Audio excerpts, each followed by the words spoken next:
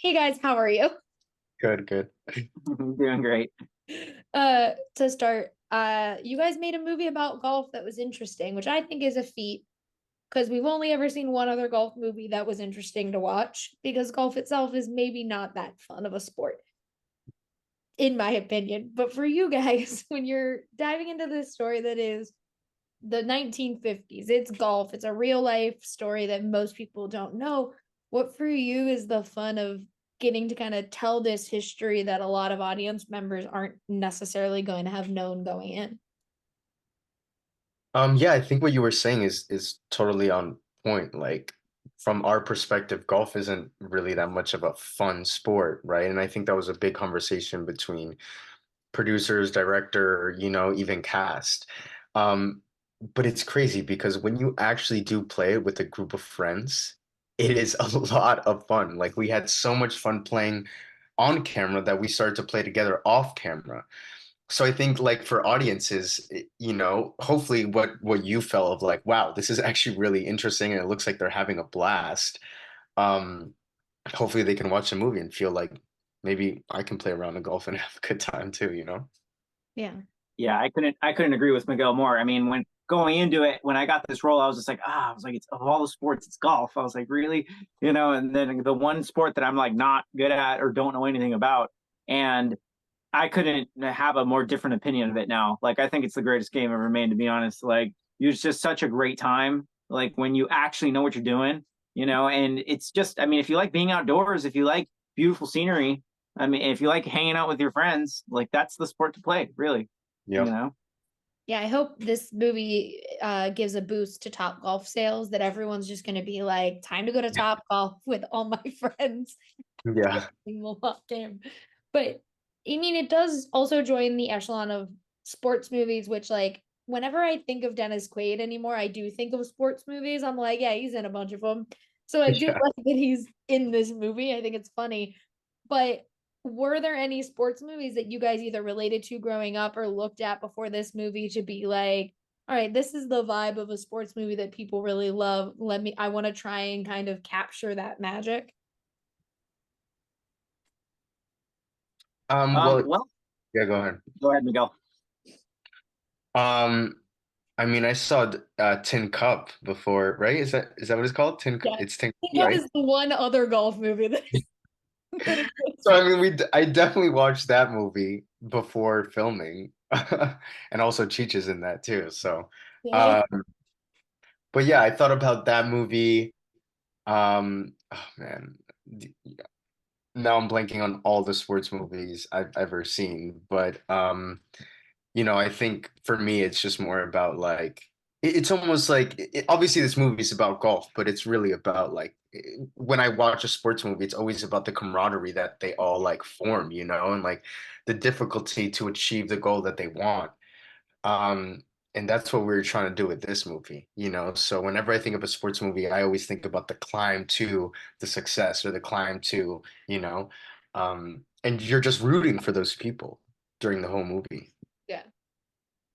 Yeah. I think, I mean, I wouldn't say it's my favorite sports movie, but I've always loved Rocky Four, you know, and Yeah. this movie's nothing like Rocky Four, but yeah, but I think that kind of just like overcoming the odds, like having some crazy challenge that you've never faced before. And I think Rocky Four exemplifies that the most because it's literally already been three movies where he's had like the craziest opponent you can imagine in every movie, and then you find a way to just like offer another challenge to him that's like crazy. But yeah, but if that's a sports movie that I always love. But to defend golf movies a little bit, there's also the greatest game ever played, which Shia LaBeouf was in, and I think who else was in that? I forget, but that's another great golf movie that I remember watching. I was like, whoa, it's set in the 20s, Mhm. of golfing at that time. And then there's another movie called Tommy's Honor, which is a little slower, but I mean, there's actually once you look into it, there's not that many, but there's more than you would think. The Happy golf Gilmore. movies that you would think. Just Tommy's Honor. happy, no, Happy Gilmore with And with that, yeah. Oh, that's what everyone always thinks about when they think of A lot of us had the same attitude as Happy there, where you just like he went into it thinking it's all just a big goofball game, and then you go into it and you're like, wow, there's like a lot to learn from this. Yeah, I think I want the poster to say this is nothing like Rocky 4 because I think that you were just like this movie's nothing like Rocky 4. But Yeah. Rocky 4. I also love that it is, I mean, the 1950s as a time period is very interesting to dive into because most of the time we look at the aesthetic of it and we don't necessarily look at like the politics and the situations that exist in the 1950s. So this movie really kind of makes you look at both of those lenses at the same time. For you guys, what was it like dealing with the 1950s side of things and kind of understanding not only like the high-waisted pants and like button-up shirts people wore, but like the deep rooted kind of issues that existed back then?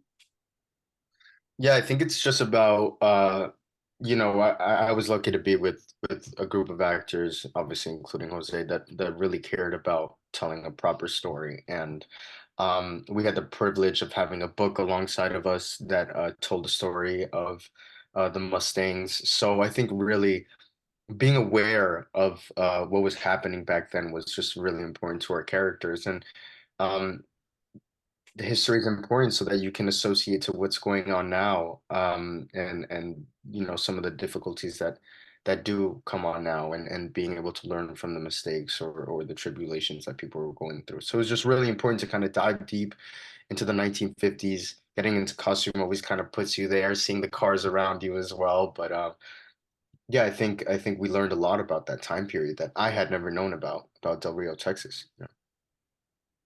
Yeah, and I always like asking this question as a last question, just because I think when it's a real story, it's really fun to kind of dive into this. What was something that you both learned through this process, whether in reading the book or doing your own research, that you didn't know about, that you were just kind of fascinated by that being a thing that existed? I guess Me, how it was the golf carts. The golf carts back then looked pretty crazy. They looked like ice cream trucks or something. um yeah, I remember one time, well, this is silly, but I just thought about it. But Jose, when we had to like cut the grass with those like all Oh the yeah, machinery. I found one of those things. I found a real one where I live, and I was like, hey, that's a thing from the movie, and it's like, yeah, it's fun, but yeah, it's It's crazy how people used to work like right. that. So I Yeah, thought, it was essentially a lawnmower that had no motor in it, and it was just like you had to like literally manually pull it and sharpen the blades, constantly and all this stuff. And it was like, the fact that these kids like mowed that whole plot of land with a hand mower is just like insane. Yeah, you're like, good for you. yeah. We have automatic things. Right. They do it all on their own. Yeah, that's like when you look back at like old freezers and you realize it is literally just an ice box. You're like, how did you guys exist with just like a block of ice in your freezer? That doesn't make any sense. Uh, Right. but thank you guys for talking with me today. I really appreciate it. You guys, like I said, you guys made golf fun and interesting, and it was wonderful to see. And I can't wait for audiences to get this in the long game. Thank you so much. Really appreciate it, Rachel. Of course. Thank you Thanks guys. a Have a lot. great one. Yeah.